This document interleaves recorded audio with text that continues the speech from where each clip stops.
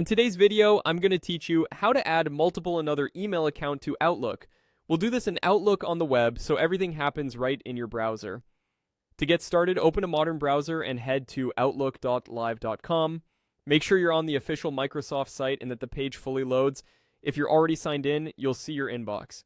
If not, you'll be prompted to sign in to your first account before continuing. Once you're in, look to the top right corner of the page for your profile icon. It may show your photo, your initials, or a generic silhouette. This button is where you manage who signed in on this browser, and it's the key to switching or adding accounts without logging out of your current one.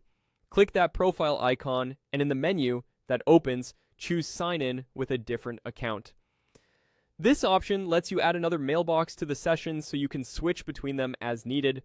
If you don't immediately see the option, give the page a second to refresh or try expanding the account area. On some browsers, it appears just below your primary account details. Next, enter the email address for the other Outlook or Microsoft account you want to use, followed by its password. If your account has additional verification turned on, complete the security prompt as usual. You may also see a Stay Signed In prompt. If you're on a personal or trusted device, staying signed in can save time. On shared or public computers, it's safer to skip that.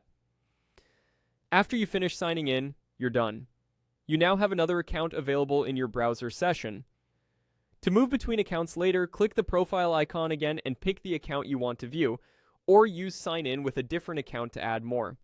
Repeating this process lets you keep multiple accounts handy without constantly logging out.